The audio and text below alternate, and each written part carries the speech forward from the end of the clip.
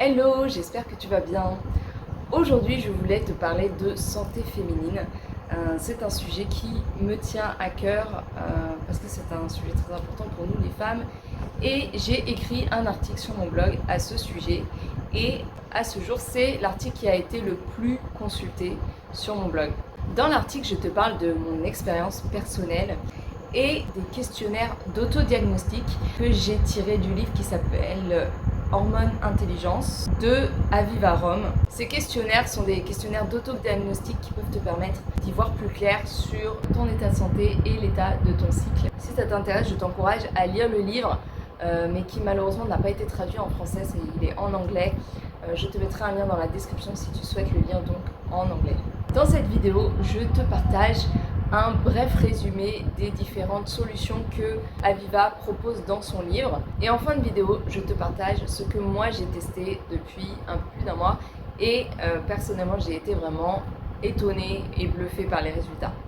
Mais pour commencer, je te donne quelques symptômes qui peuvent être liés à un déséquilibre hormonal. Il y en a beaucoup, donc je ne te donne pas tout ici.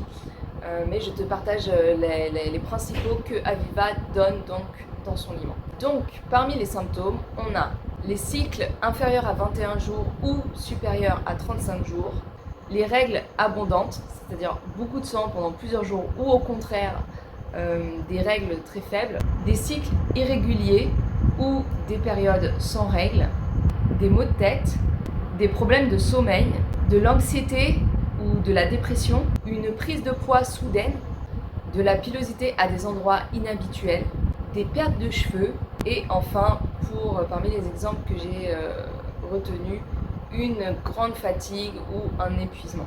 Bien entendu, les questionnaires d'autodiagnostic ne permettent pas de faire un diagnostic réel, mais il faut bien évidemment aller consulter un professionnel pour confirmer ou infirmer ce que ces outils d'autodiagnostic révèlent.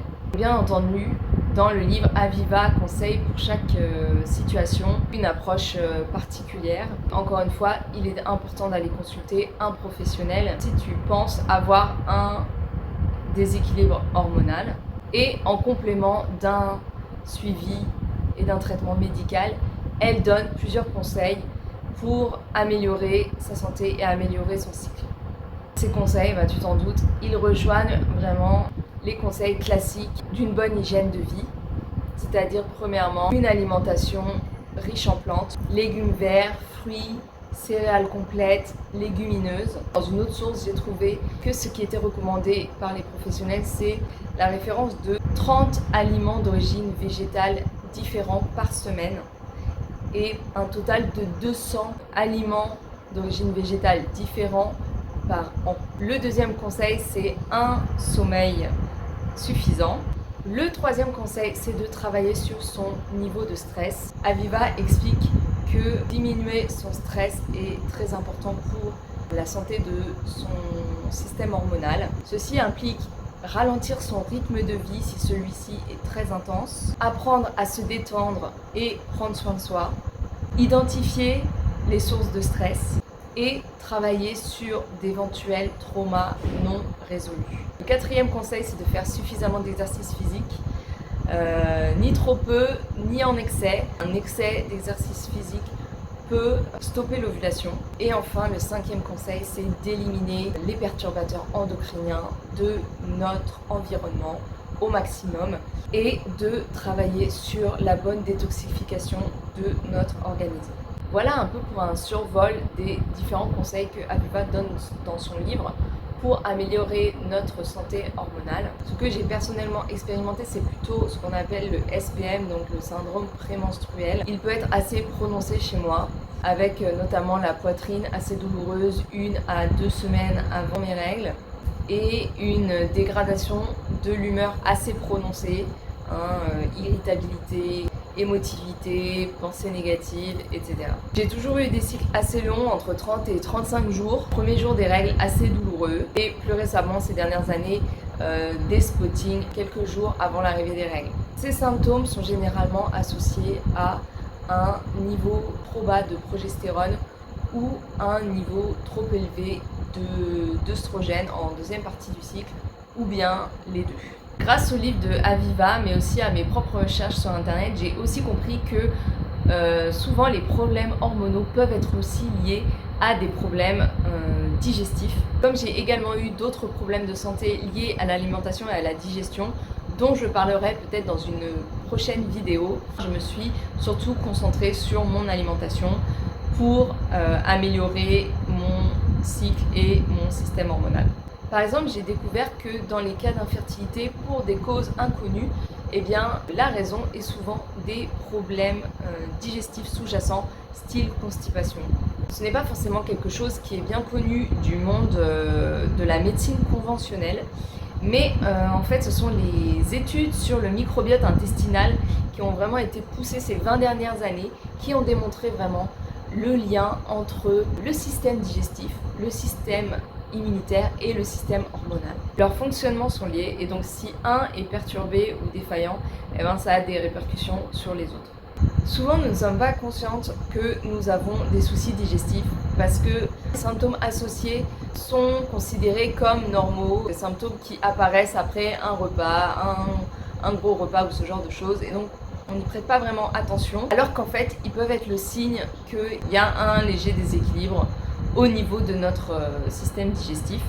Donc je te donne quelques symptômes qui peuvent être le signe d'un souci digestif pour te donner une idée. Les plus évidents sont bien entendu constipation et diarrhée. Normalement, il faut aller aux toilettes au moins une fois et jusqu'à 3 fois par jour. Au-dessus, c'est considéré comme de la diarrhée et en dessous, c'est déjà considéré comme une légère constipation. Un autre symptôme, ce sont des ballonnements et des gaz régulièrement après les repas. Un troisième symptôme, ce sont les allergies alimentaires. C'est souvent le signe que notre paroi intestinale a été fragilisée.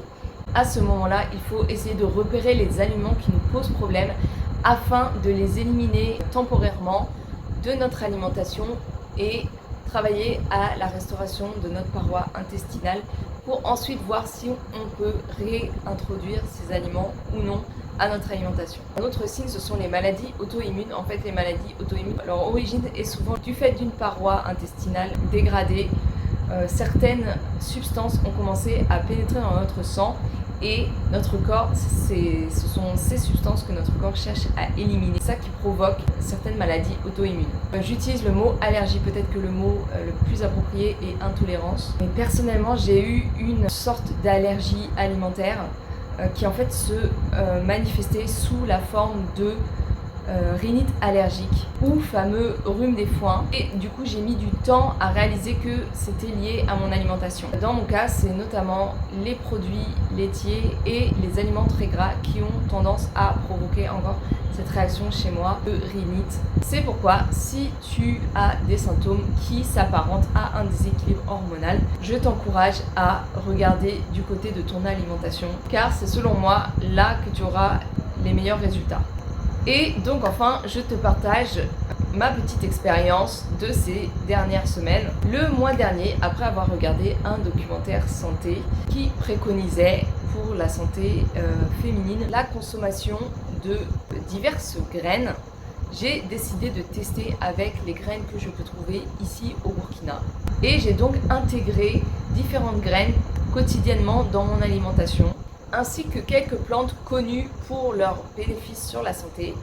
Et j'ai vraiment été étonnée du résultat. Mon SPM a drastiquement diminué. Je n'ai pas fait d'épisode dépressif ou de dégradation de l'humeur vraiment très prononcée. Et également des crampes abdominales bien plus légères que d'habitude, qui ont duré moins longtemps. Les graines et plantes que j'ai consommées, ce sont les graines de lin, les graines de chia, le gingembre, la cannelle. Le curcuma est associé au poivre parce que le poivre favorise l'assimilation du curcuma par le corps. Toutes ces graines et plantes, on n'en est consommé que une petite cuillère à café par jour, maximum, grand maximum.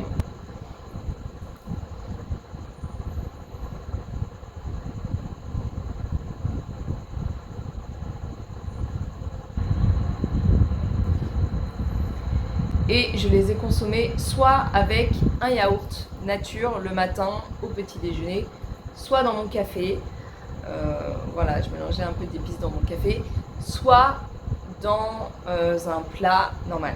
Après, c'est vrai que je consomme déjà beaucoup de légumes pour ma santé, c'est quelque chose que j'ai pris l'habitude de faire. J'ai vu que vraiment ça améliore ma santé et ma digestion. Voilà pour la vidéo d'aujourd'hui, j'espère que ça t'aide et ça t'éclaire sur ce que peut-être toi tu expérimentes personnellement. N'hésite pas à me dire en commentaire si tu as appris des choses, si ça te parle, si tu penses essayer des choses et si tu as essayé des choses, est-ce que ça a marché ou pas pour toi. N'hésite pas à appuyer sur le bouton j'aime si tu as aimé cette vidéo et à t'abonner à la chaîne si tu veux être au courant des prochaines vidéos. Et je te dis à très vite dans une prochaine vidéo. Bye.